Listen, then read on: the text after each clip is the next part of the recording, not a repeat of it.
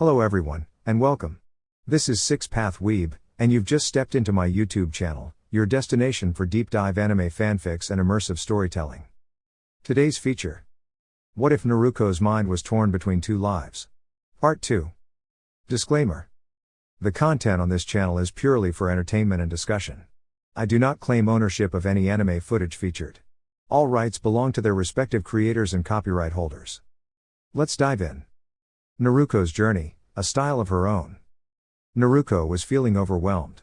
While countless clones of hers were practicing chakra control and refining other ninjutsu techniques, she was focusing on her hand-to-hand combat. The challenge was, the toad-based style she had spent so long learning wasn't syncing well anymore. Her mind was telling her body what to do, but her muscles, conditioned by the Academy's flawed teachings, kept reverting to the basic forms that had been forced onto her during her early training. She knew she needed support to overcome this issue, but the idea of asking the only two people who could truly help filled her with hesitation. Green and white. The stuff that made even seasoned shinobi pause. Two green, form-fitting jumpsuits and dazzling white smiles brighter than the morning sun greeted her. Guy-sensei. Lee called out enthusiastically, despite the early hour. Someone has come to join our pre-dawn training session. How observant. Guy responded with equal enthusiasm. You are truly progressing, my brilliant student. Let us see what our visitor needs. Not long ago, Naruko might have been swept away by their energy. Their kindness had always stood out to her, unlike many others, they never ignored or avoided her. Had she not found her own path, she might have ended up mimicking their style entirely. The thought made her chuckle. She imagined Kakashi-sensei's face if their team had included a miniature version of Guy. Guy and Lee weren't quite sure what was funny, but they joined in with cheerful laughter. Wiping her eyes, Naruko decided to get straight to the point. She had actually considered this idea during her earlier reflections and felt now was the right time to bring it to life. I need help with my taijutsu, she said sincerely. And I heard you're the best in the village, Guy-sensei. Her old habits almost slipped out, but luckily, Guy took the compliment in stride. Shouldn't your academy teachers be guiding you in this area? Guy asked, though he already knew who she was. Despite his eccentric behavior, he was not unaware of what went on around him. Let me show you what they've been teaching me, she replied. Naruko moved through the stances and forms she had been taught in the academy. It's worth noting that not much could fluster someone like Guy. Yet right now, his expression turned an intense shade of red. He was clearly upset by what he saw. This is profoundly unspirited, he exclaimed, his passion flaring. Naruko smiled. That was new, and oddly entertaining. After Guy composed himself, Naruko shared her thoughts. I'm not asking to learn your style or even the academy's. The Hokage always says I'm the most unpredictable student in the village. So, I've been developing a style that fits me and my way of fighting. It was mostly true, Naruko had always intended to customize the Toad-style taijutsu to suit her unique methods. Running into this problem now may have been a hidden blessing. She would have encountered it sooner or later anyway. Guy seemed to understand the direction she was headed. What exactly do you need from us, my young friend? I can move through my self-created forms just fine, but whenever I go full out, my body falls back on the academy's motions. It gets confusing and slows me down. Is there a way to reset that muscle memory?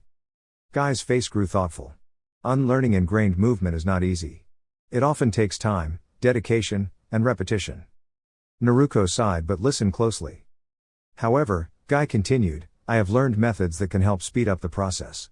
Engaging in intense physical exercises your body isn't accustomed to is a good start. As soon as those become familiar, switch to new ones. Also, practice your style in water. Naruko blinked, confused. Water? The resistance will help retrain your muscles and refine your control, Guy explained. Naruko nodded slowly, already thinking about adjusting the resistance seals she'd been using in training. A wide grin spread across her face and, without hesitation, she gave Guy a warm hug. He might be eccentric, but he always treated her with respect and kindness. Would you like to awaken your youthful fire by training with us today? Lee asked with excitement sparkling in his eyes. Not this morning, Lee, but thank you. Lee nodded, then tilted his head curiously. Wait, how do you know my name? Oops. Are you kidding? Everyone's talking about the hard-working genius who's set to graduate without using ninjutsu or genjutsu. Lee's eyes practically glowed with pride. Naruko couldn't help but think, and he says he can't do genjutsu. Lee, your legend has already begun, Guy shouted proudly. We must train so you can fulfill your potential. Naruko decided to steer the conversation before she got swept into their high-energy rhythm. Actually, there's one more thing. Guy and Lee turned to her. I recently started learning about how the Uzumaki clan was known for their talent in Fuinjutsu, she said, and I've been experimenting with it. It comes naturally to me. She hesitated for a second. Even with her new understanding and skills, she still feared rejection. But she pressed on. I made this seal for Lee after I heard about his difficulty with chakra manipulation. She held out a paper inscribed with a complex design. It was one of the most intricate seals Guy had ever seen. This seal will let Lee store chakra in the spot it's applied to, she explained. It won't be enough for advanced jutsu, but if he puts it on the soles of his feet, he'll be able to walk on walls and water. Or he could use it on his muscles to get a temporary boost of strength or speed. Lee's eyes welled up with tears. No one outside of Guy had ever done something so thoughtful for him. Guy looked at the seal closely. How do you know so much about this? Well, when I've had to visit the hospital due to training accidents, she said tactfully, some of the nurses and doctors have been kind enough to teach me. She gestured to the seal. Make sure a medical nin helps you choose the right spot. If the seal is placed wrong or comes off while holding chakra, it could cause discomfort or strain the chakra network. Guy nodded solemnly. You're absolutely right. We must proceed carefully. He turned to Lee with pride. Patience, my precious student. The flame of youth starts as a spark and must be nurtured. You are truly wise, Guy-sensei, Naruko said, tilting her head, waiting for the inevitable response. And youthful, Guy declared. Naruko laughed softly. That was her cue to make a graceful exit. My friend. Guy called out just as Naruko was about to leave. She didn't turn around but tilted her head to show she was listening.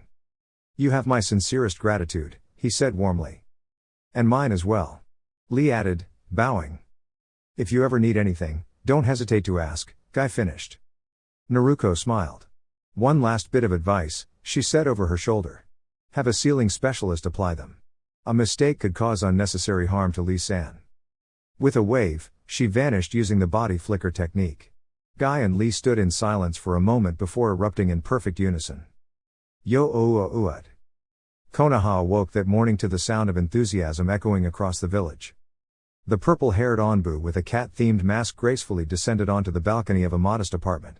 Detecting no immediate presence nearby, she removed her mask and silently stepped inside. Life as an Onbu agent was never dull. Even during periods of peace, when no urgent missions were underway, there was always intelligence work to be done.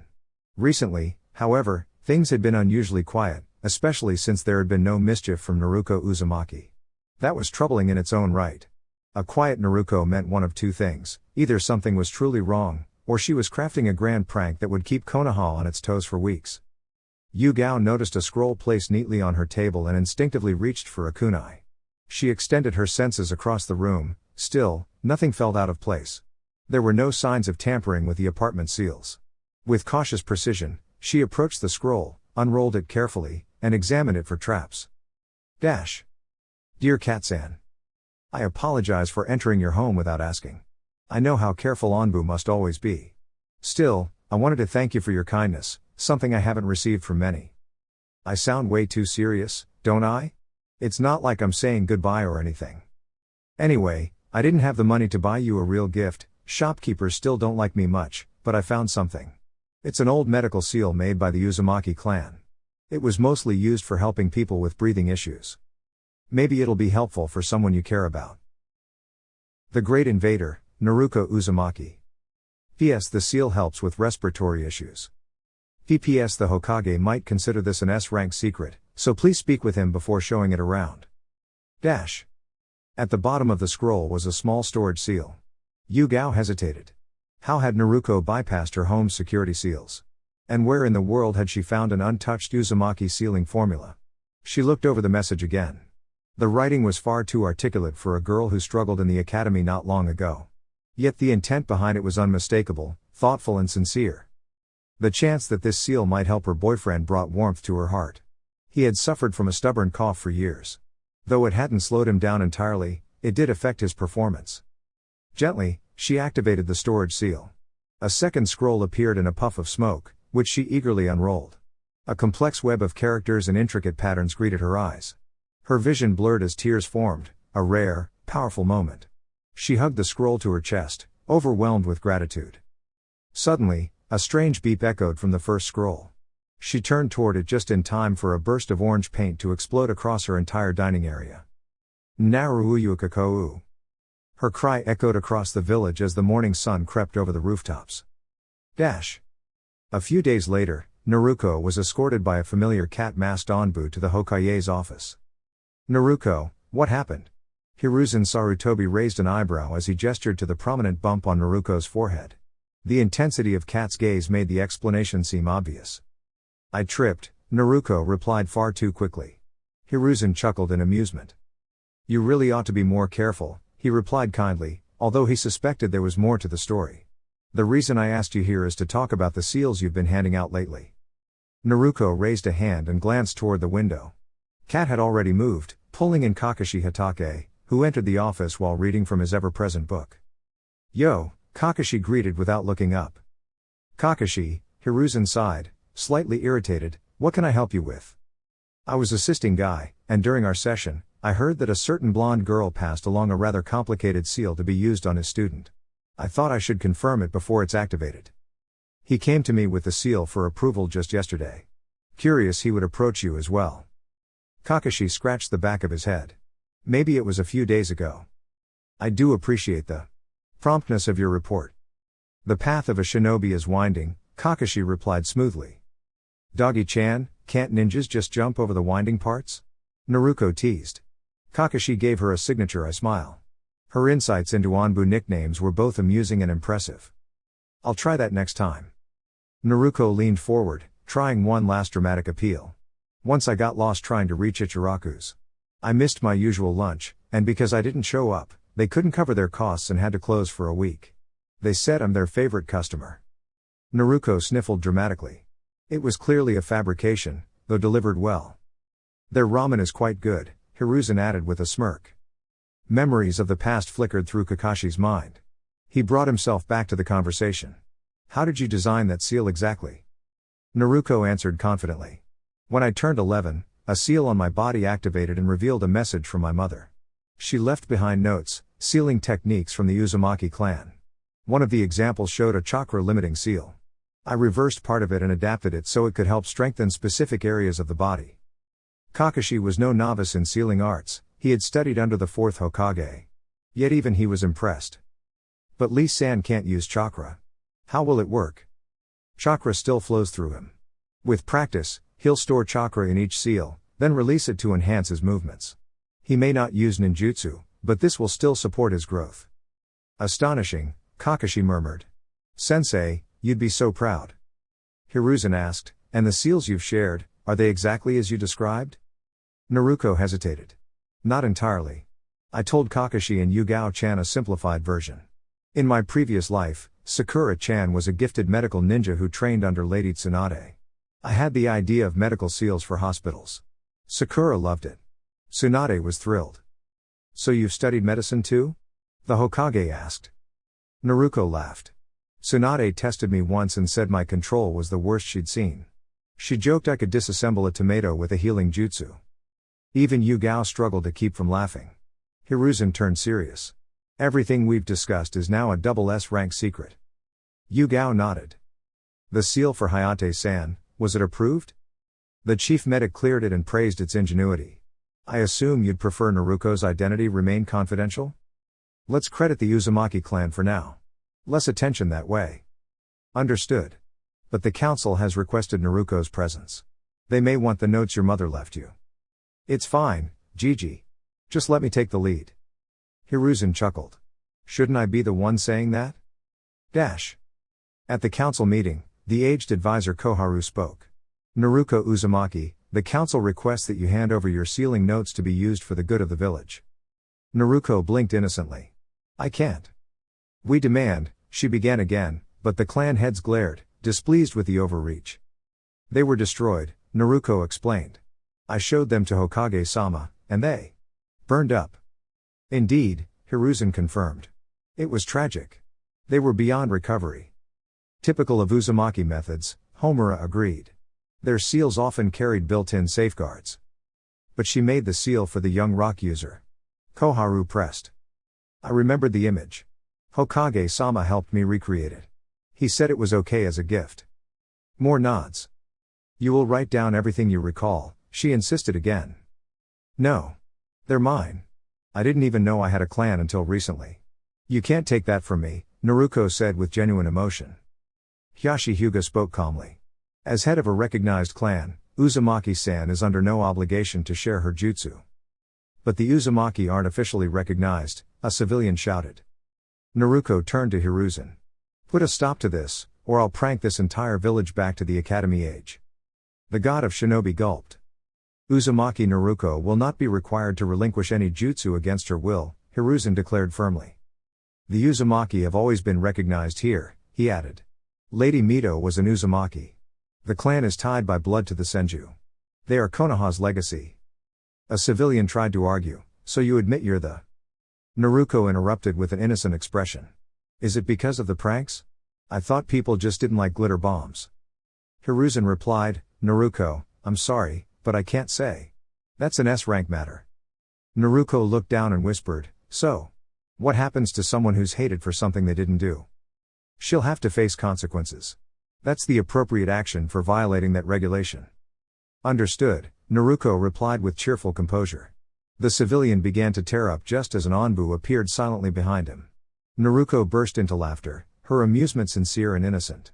Yu Gao, seated nearby, was doing her best to restrain her own giggles, though her shaking shoulders betrayed her efforts. It's all right, Gramps. I've known about the fox spirit for some time now, Naruko said calmly. It's still classified information, Naruko, the Hokage said gently. There must be accountability. Naruko adopted a thoughtful posture, tapping her chin. How about this compromise, she proposed after a pause. For the rest of his time in the village, he must greet me respectfully with a smile, offer me fair treatment at any business he owns, and refrain from spreading negativity about me or supporting anyone who does. The civilian nodded quickly, relieved. Naruko added one last condition with a mischievous smile: if he fails, it will be reported to the council. The civilian turned pale but nodded once more. Is there anything else we need to settle before the session ends? Asked the Hokage, scanning the room. The civilian members, now noticeably subdued by their colleague's reprimand, shook their heads. Sume Inuzuka was still recovering from a laughing fit, openly enjoying the spectacle unlike Yu Gao, who was still suppressing hers. Danzo, uncharacteristically silent, kept a sharp gaze fixed on Naruko. Warning, someone is trying to manipulate your senses with a subtle genjutsu, came the low voice of Kurama from within Naruko's mind. Looks like I'll need to handle Danzo sooner than expected. Can you keep the interference at bay while I deal with him? Humph. I am the QB, child's play for me, Kurama said with pride. Thanks, Kurama. You're a good companion. I am not your companion. Can't hear you, Fuzzy, Naruko sang teasingly in her thoughts. Actually, Gramps, Naruko said out loud, to bring everyone some peace of mind, I'll share one of the techniques I invented. I just won't reveal anything from my family's heritage. The Hokage nodded, intrigued by where this might go. It's that movement technique I showed you the other night, she added. You already mastered a movement technique? Sume asked, surprised. Yep. I was at one of my usual training spots, and there was a jonin explaining it to their student. They mentioned that most people use things like leaves to misdirect their opponent's attention. So, after practicing it enough, I decided to add a personal twist. What kind of twist? Asked Hyashi. A genjutsu-based movement. I didn't think you could use genjutsu, Naruko, said the Hokage, genuinely interested. I can't use the kind that targets a specific person, or clone illusions since those require a light chakra touch I don't quite have yet, Naruko explained. But I can manipulate an area using chakra to project illusions on a larger scale. I just focus on the image I want while dispersing chakra. When I activate the technique, it triggers the illusion for everyone nearby. Can you show us? The Hokage asked. Of course, Gramps, Naruko said brightly, forming the ram seal though it was more for show than necessity. She had been subtly releasing chakra into the room the whole time. Shunshine. She called, and vanished. In her place stood a translucent image, which appeared differently to each viewer. While everyone's attention was captured by the illusion, Naruko silently reappeared beside Danzo and tapped her foot gently, activating a personal spatial seal around them. What is happening? Danzo asked, quickly bracing for a confrontation. I just wanted a private discussion, Naruko said calmly. Danzo's eyes took in the blue hue around them and the stillness of the environment beyond. We're inside my personal dimension seal. Time flows differently here, just a fraction of a second will pass out there. Naruko folded her arms. I know about Root. I know what you planned, trying to turn me into a tool for your strategies. And I'm also aware of many things you've orchestrated since your so-called retirement. Danzo's posture stiffened, but Naruko continued steadily. I know you care deeply for this village. Your vision is to ensure its strength and future. I don't agree with how you pursue it, but I respect that you have the village's well-being in mind. So, I'm giving you an opportunity. Continue to protect Konoha. Just know that if your ambitions harm the people I care about, I won't stand by quietly. Danzo was struck silent. There was no hostility in Naruko's voice, only unwavering determination. It wasn't aggression, it was clarity and conviction. And for the first time in decades, Danzo found himself unsure of how to respond. Will anyone outside be aware of this conversation? He finally asked. Naruko replied evenly, no. This seal operates in a time pocket, only a moment has passed out there. Danzo wanted to press for more information, but he knew she wouldn't reveal it. Naruko dispelled the barrier, and time resumed seamlessly. Everyone was still engrossed by the illusions left behind. You're going to share this technique with the village? Hiruzen asked, eyes still misty from the fading image of his late wife. Of course, Gramps. As long as the Uzumaki clan is credited. Naturally, my dear. I'll write it up before I head out on my journey. You're leaving? Hiruzen and Danzo exclaimed in unison. Oh. Did I forget to mention that? Naruko said with a playful smile. Oh, did I forget to mention that? Yes. Hiruzen and Danzo exclaimed simultaneously. The elderly Hokage exhaled deeply, a sign of his growing concern. You cannot simply leave the village, Naruko. And why not, Hokage-sama? Naruko replied calmly. Hiruzen narrowed his gaze, cautious that he was being maneuvered into a position he couldn't defend. Still, unable to see a flaw in his logic, he proceeded, you must either be accompanied by a legal guardian or be recognized as an adult to exit the village. Naruko's smile widened with quiet confidence.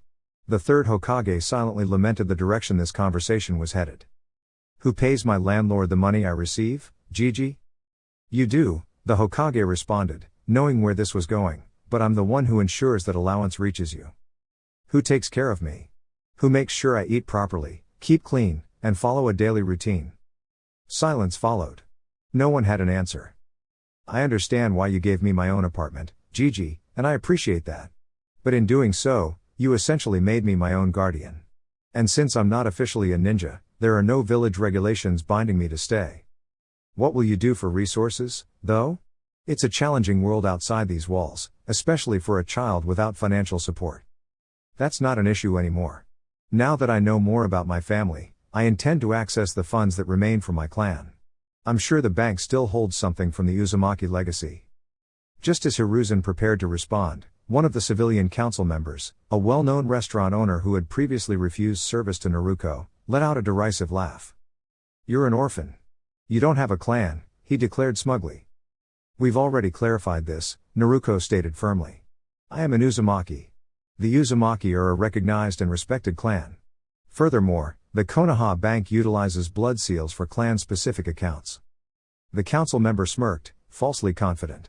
That's true, but if a clan is considered extinct, the council may vote to unlock and reallocate the funds to support village interests. You were never officially acknowledged as the heir, so the funds were diverted. Naruko's eyes widened in disbelief, as did Hiruzen's. This development was unexpected. Danzo remained stoic, yet internally he understood the implications. Everything Naruko had been taken, and yet she remained composed. Naruko inhaled deeply and addressed the council with poised articulation. Esteemed council, respected elders, honorable Hokage-sama, according to Article 238 of Konoha's governing charter, the agreement with the Uzumaki clan has been violated. As a result, the clan reserves the right to reclaim all contributions and support previously offered during treaty discussions. Gasps echoed from the shinobi side of the chamber while most of the civilians looked perplexed. Naruko, you can't, Hiruzen said, clearly distraught. A new expression settled on Naruko's face, one the room had never seen before. The usually cheerful and spirited young girl was now composed and resolute. They broke the law, she said quietly, pointing to the civilian member who had mocked her. And by doing so, nullified the agreement between Konoha and the Uzumaki. Let her go. What's the worst she can do? Take a few coins? Ha! Let her, one civilian muttered. Hyashi Hyuga, usually reserved, spoke softly, the barrier. Everyone fell silent. The implication struck them at once. Danzo did not speak. For the first time in many years, he felt genuine concern. No sealing specialist in Konoha came close to Uzumaki expertise. Even Jiraiya, hailed as the foremost sealing master, couldn't replicate the powerful protective barrier that guarded the village, developed through Uzumaki knowledge. And Danzo had been the one to suggest reallocating the Uzumaki fortune. Naruko, we can find a solution. Your parents made great sacrifices for this village. They wouldn't want to see it weakened. Sacrifices? Naruko echoed. They gave everything. And in return, their daughter's legacy was taken. This is not what they would have wanted. She took another steady breath. You have until sundown to restore every single Ryo. If the funds are not in the clan account by then, I will deactivate the barrier. A hush settled over the room. I'm serious, Gigi. I don't want those who had no part in this to suffer. If the clans didn't participate in this decision, I hold no grudge. Before she exited, she glanced back toward the shinobi side of the chamber. Think about it, if one clan's legacy can be seized, what's to stop others from becoming targets? Sume Inuzuka growled at the implication, causing the civilian members to shift nervously. With a puff of smoke, the council realized they had been speaking to a shadow clone. Panic ensued. Silence. Hiruzen thundered. We have until sundown to resolve this. And no one leaves until we do. I will offer this only once. If those responsible come forward and return the funds, I will recommend fines and dismissal from council positions, nothing more. Homura spoke first. Hokage-sama, the funds were redirected into village operations. I've seen no record of such increases, Hiruzen replied flatly. Would you like to try again? It was several years ago. Perhaps you don't recall. Then provide specific dates. If what you say is true, I'll retrieve the funds from the treasury. But if you are lying, the consequences will be severe. You can't threaten us like that. Another civilian interjected. You are part of my council. That makes you subject to my authority. If I ordered you to stand on your head throughout this session, you would comply. The Hokage took a deep breath before continuing. If you can provide dates and accurate records, we'll proceed accordingly. Otherwise, we proceed with disciplinary action. I may have been mistaken, Hokage-sama. How convenient, Hiruzen muttered. You truly have no idea what you've jeopardized. Our village's greatest advantage in the wars was the barrier. It alerts us to any foreign intrusion, making espionage nearly impossible. The only village with superior defense was Uzushio. If it's known that our defenses are down. He let the implication hang. Hokage-sama, couldn't we replicate the seal and replace it without her knowing? We can't risk it. She is a sealing specialist unlike any seen since Uzushio. She may already know what's happening here. No, we must honor the agreement. Still, no one spoke. If that's how it is, Anbu. The call had everyone on edge. Send for Anko Mitarashi. Tell her the council is considering a dengo prohibition. Several council members fainted in panic. Meanwhile, Naruko walked alongside Choji as her clone's memories returned to her. A low hum of frustration escaped her lips. Choji noticed immediately. You okay? Naruko smiled lightly. Sorry, I guess I'm a bit hungry. Choji offered her his ever-present bag of chips. Let's go get ramen. Naruko nodded. Great idea. They headed toward Ichiraku's. Despite the complex memories and newfound knowledge, Naruko was grateful she hadn't lost her essence, the playful spirit that kept her going. At times it was difficult, reconciling her own thoughts with everything she had inherited. Why are you so quiet lately? Choji asked. You've changed over the past few weeks. Naruko hesitated. She wished she had someone to talk to. Though she loved her surrogate grandfather dearly, he was always burdened with responsibilities. If you didn't become a shinobi, what would you do? She asked suddenly. Choji paused, contemplating. I don't know. Everyone in my family has always become shinobi. Imagine if you met another version of yourself who did become a ninja. Would you still be the same? Choji furrowed his brow. Philosophy wasn't his strength. When I was worried I wouldn't pass the Jinan exam, my dad told me something I'll never forget. He said, no matter what I choose, I'll always be an Akimichi.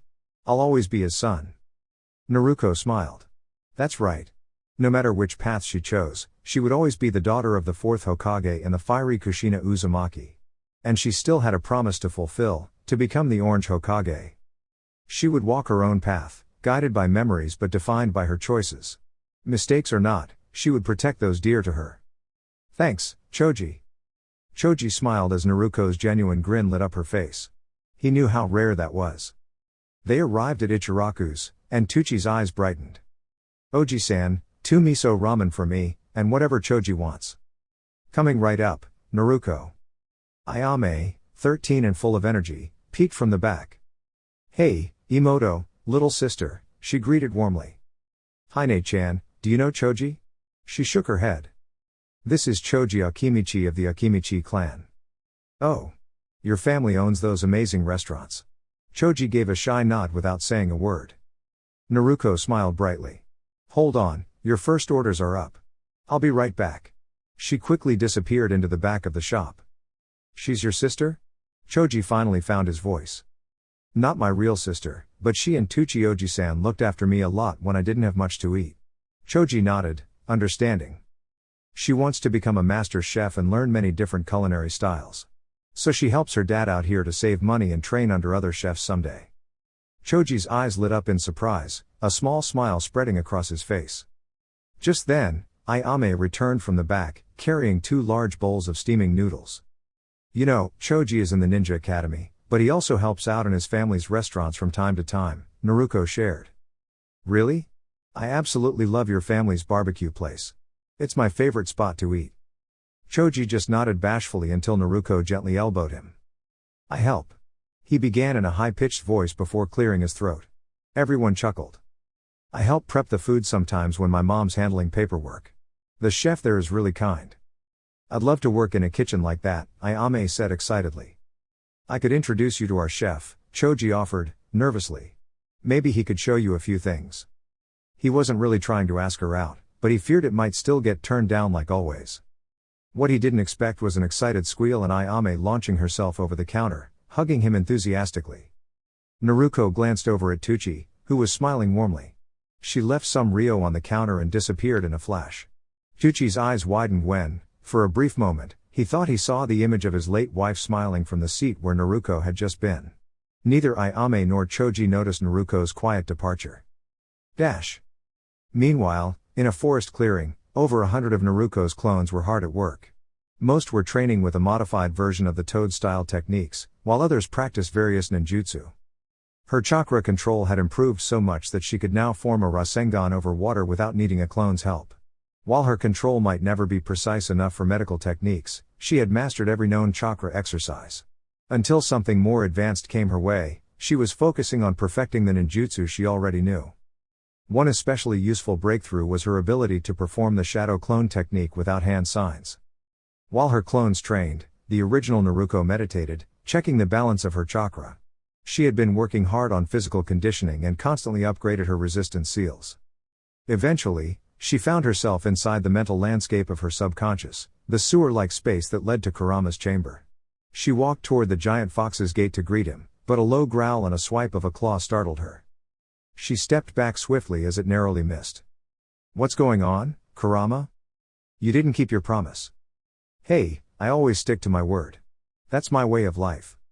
You promised to focus on the seal. I've seen your memories. You only glance at it briefly before moving on. With your special abilities, modifying the seal should be easy. Do you know what I'm dealing with? A seal.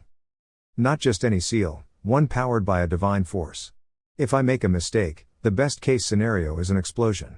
Not ideal, right? Kurama fell silent, stunned. He had genuinely forgotten about the divine element. His previous hosts had simpler seals they could modify freely. So what are you doing about it? Are you giving up? Of course not. I never quit. I can't access the key my father left behind, not yet, at least. Kurama looked down thoughtfully. That's why I'm building my own key, Naruko added. Wait, you're making one? Yep. I've almost finished. Just a bit more testing to go. What if it doesn't work? Kurama asked with a nervous glance. Your cage might get a bit smaller. She held her thumb and forefinger apart. How small? Kurama's eyes narrowed suspiciously. A About the size of a travel bag? Kurama's face drained of color. Take your time. Don't mess this up. Alright, Fuzzy. I'm going to do some, stuff. I'm serious. Kurama called after her. I do not want to be cramped in a tiny cage. Dash. Naruko was now sorting through the memories her clones had gathered. She was refining her taijutsu style and searching for any weak spots in her form. The advantage of shadow clones was amazing. With 100 of them training for just 3 days, it was the equivalent of almost a full year's worth of practice. Suddenly, she spotted a dust cloud speeding toward her and had a good feeling who it was. Yosh. Uzumaki-san. Your flame of youth continues to burn brightly. Naruko laughed. Just Naruko is fine. Did you visit the hospital yet? Yes, my eternal rival, Lee responded on behalf of his sensei, Guy. They've never seen a seal like that. They're still evaluating it. Naruko shook her head. They're going to tell you it didn't work. Both Lee and Guy looked confused. That seal is designed for individuals with chakra system damage. It won't work on animals or civilians, they don't have the right chakra structures. Guy looked impressed. How do you know so much about this? Naruko looked at the ground. I didn't have many friends growing up. One of the few I had was training as a medical ninja. I listened to her talk about her studies, and I picked up a lot just from that. Guy was silent for a moment, reflecting. You know, Naruko said, thinking out loud, the Hokage owes me a favor. Maybe he could fund an A-rank mission and have Jiraiya install the seal. You've already done too much for my pupil, Naruko-san, Guy said sincerely. I couldn't let you bear the cost. I'll take care of it, and if I can't, I'll do 5,000 one-arm push-ups. Yes, sensei. And if you cannot, I will do 5,000 no-hand push-ups. Lee echoed. Naruko quickly stepped in. Okay, let's not start another dramatic sunset challenge. Lee, could you help me out with something? Yosh. Anything, my rival. I want to test my taijutsu. I think I've got it figured out. Want to spar? Guy was surprised. It's only been a few hours, there's no way you've corrected your muscle memory already. Not completely, Naruko admitted. But my clones have been training non-stop for days, and I've been upping my resistance seals. I want to see where I stand. Lee didn't answer, he simply got into position.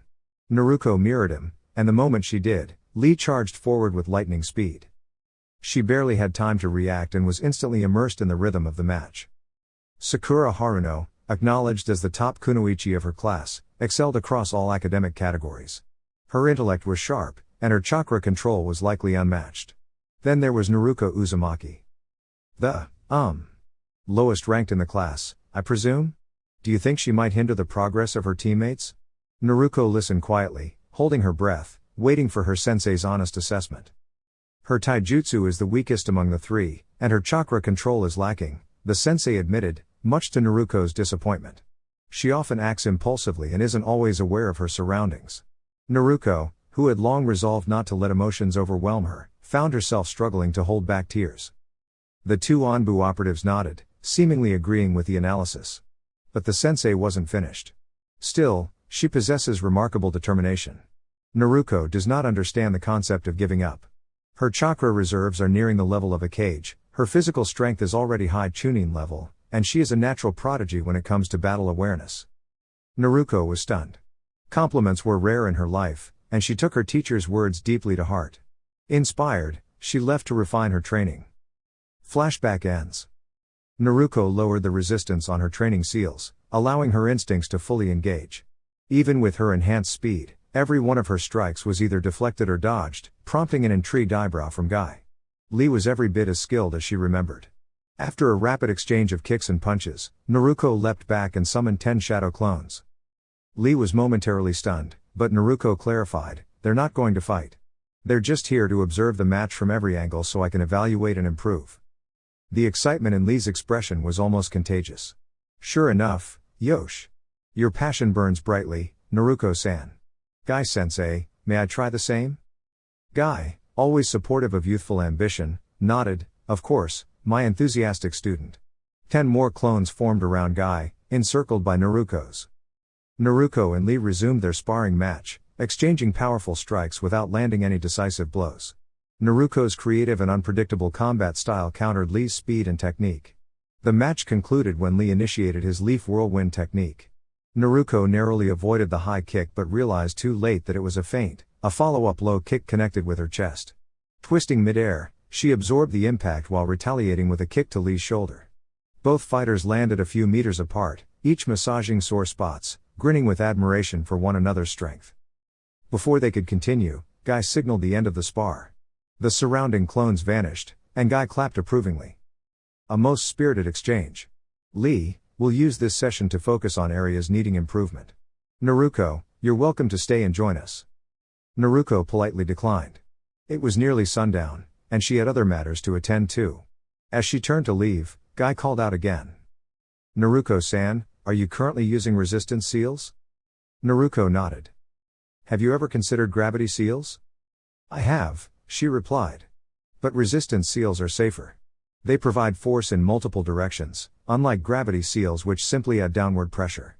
Gravity seals can unintentionally strain joints and tendons, which makes them too risky in my opinion. Guy and Lee both nodded in agreement. Thank you for the spar, Naruko-san. Anytime, Lee. Take care, Guy-sensei, Naruko replied warmly.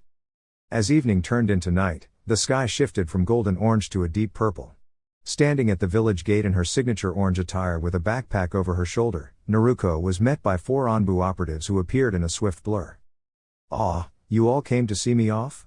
I didn't know you cared," Naruko said with mock sentiment, brushing away imaginary tears.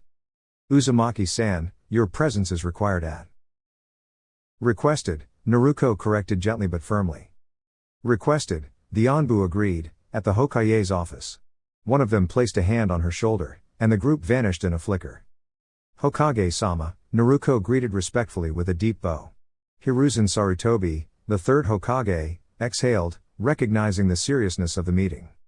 "Uzumaki-san, I appreciate your time," he began formally. "I would like to apologize for the actions taken against your clan by certain council members. We have addressed the issue, and those responsible have been removed from their positions. Around 75% of the Uzumaki clan's assets have been recovered. The rest were invested in enterprises managed by the previous council. You may choose whether to sell or maintain ownership of these businesses." "What were the estimated totals of the clan's wealth?" "Approximately 100 million ryo." Naruko smiled lightly. "You really came through, Gigi." Just as she was about to continue, a masked individual rushed in and attempted to threaten her. The Anbu reacted instantly, surrounding the intruder. The attacker claimed Naruko held too much influence and must be stopped, but as he made his move, the Naruko in front of him vanished in a puff of smoke, revealing it was a clone. The real Naruko entered through the door moments later, surveying the unconscious intruder, who had been subdued by the Anbu. "Not one of Danzo's. Unless he's letting them out without suppressing their speech," she said, examining a distinct seal. "This seal. It's the same as the one used on Hinata Hyuga. Someone is going to great lengths to target you, Naruko. Are you sure you want to continue your mission?" "All the more reason to go, Gigi. I'll be careful. Now, as for those businesses, I'd like to retain ownership but stay anonymous." "How many are there?" 4. 2 restaurants, a clothing store, and a weapons shop. "List the weapons shop under my clan holdings, I'll get my supplies from there. Have one restaurant fund a continuous mission to protect all the businesses. If it fails to be profitable, end the mission and charge my account. The other 2 businesses are gifts to Konoha, please allocate them toward village infrastructure or the academy." Hiruzen was touched. "Are you certain? After all that's happened, this is very generous." Naruko held up a hand to stop him. "It's a recontracting gift.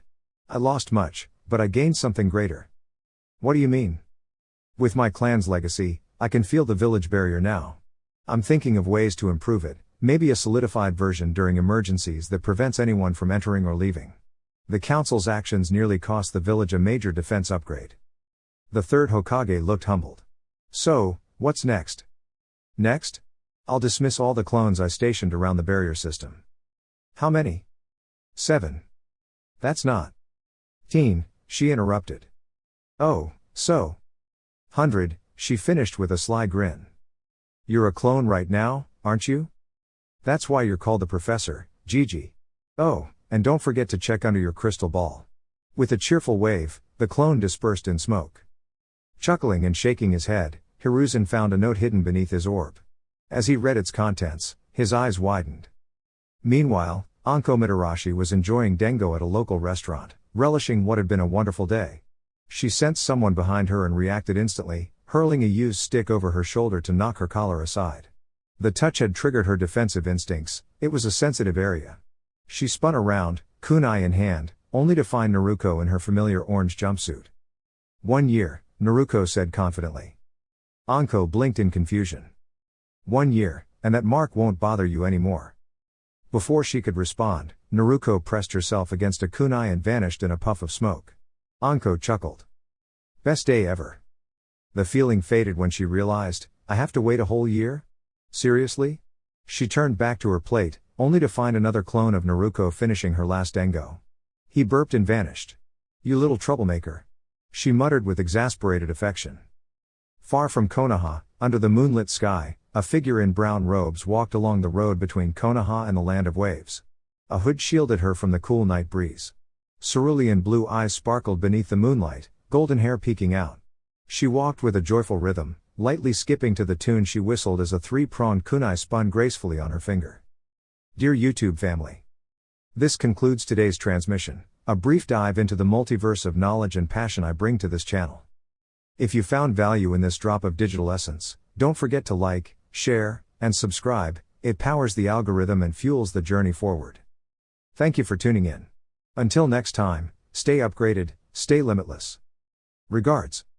6 Path Weeb.